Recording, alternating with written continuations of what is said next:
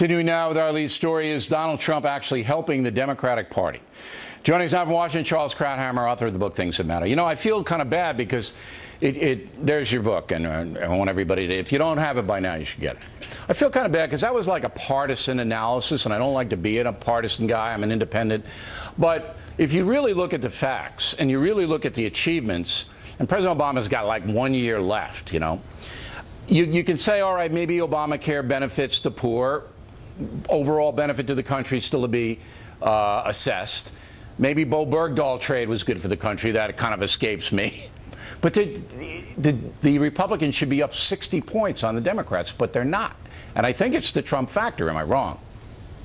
No, I think you've actually stumbled near the truth, but you've got one of the nuances wrong.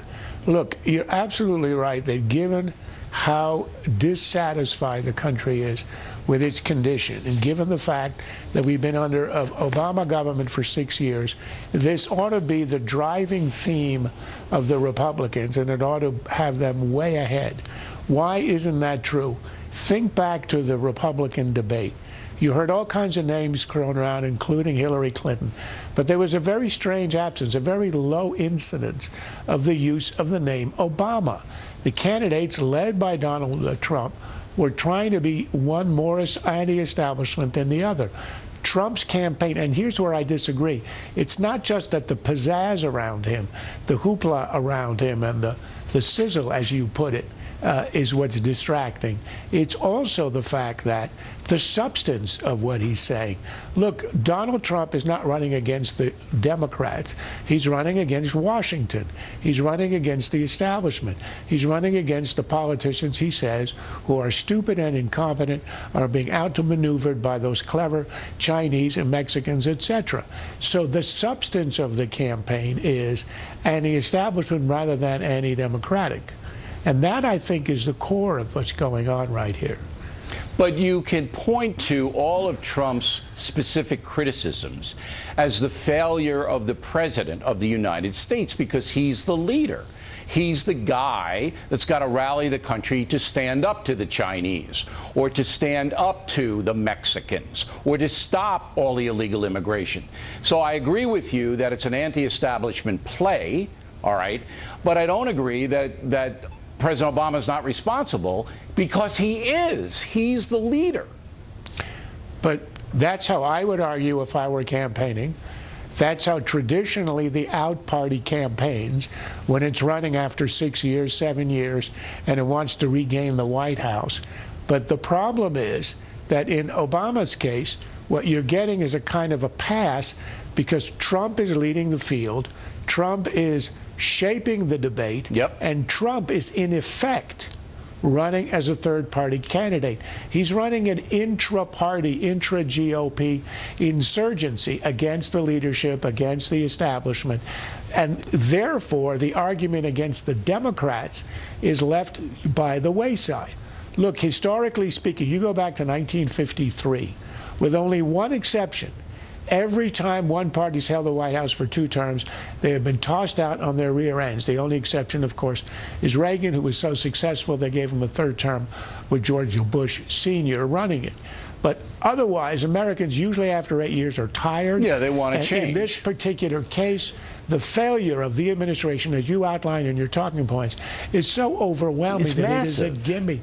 It is a gimme for the Republicans. Right. But Trump is leading them into an intra-party fight. Okay, but I don't know how much longer that lasts. We'll see in the next debate in 2 weeks whether the Republicans come back to, listen, 71% of the country is dissatisfied. 71%. That includes a lot of Democrats and a lot of liberals, all right?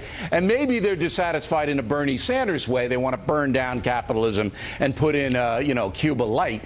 But I don't think there's a lot of those people. Now, everybody goes, the media, the media, the media. I don't buy that anymore because I think the message has gotten through. As I just said, I think the stats show Americans know this country has lost an enormous amount of power. Enormous amount of power in almost 7 years under Mr. Obama. Would you say that's true?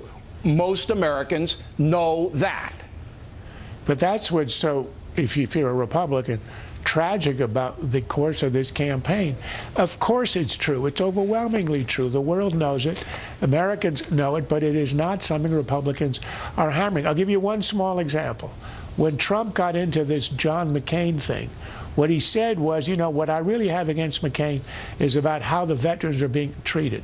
Now, this is really absurd. Who's in charge of the VA? Who runs it? The administration, the president, the cabinet, the people he appointed, his political appointees.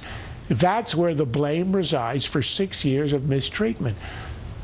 To blame it on one senator or even the whole Senate is ridiculous.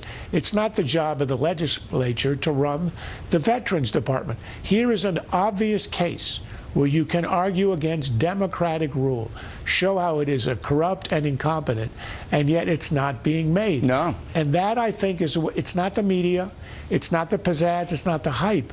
It's the substance of these arguments. They are leaving out Obama, they're leaving out the Democrats. First Republican candidate that gets back to that, copies my talking points of tonight, and believe me, somebody will. They're going to surge, because I think that the Trump thing is now played out. He's established himself as an anti-government guy. He's got his constituency there. But now you got to win. And the only reason the way you win is to defeat the Democratic Party, which is in bed with the president. They haven't rejected the president. Hillary Clinton hasn't rejected any of his policies, and they're ripe for the taking. Last word.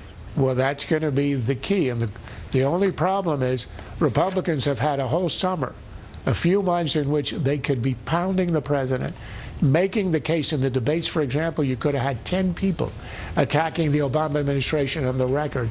And that's going to be the key. The question is, how long will it take them to get around to doing that? Yeah, we'll because see. that's the only way they're going to win. All right, Charles, thanks a lot. We appreciate it as always. Directly ahead, the State Department releasing more emails from Secretary Hillary Clinton's file.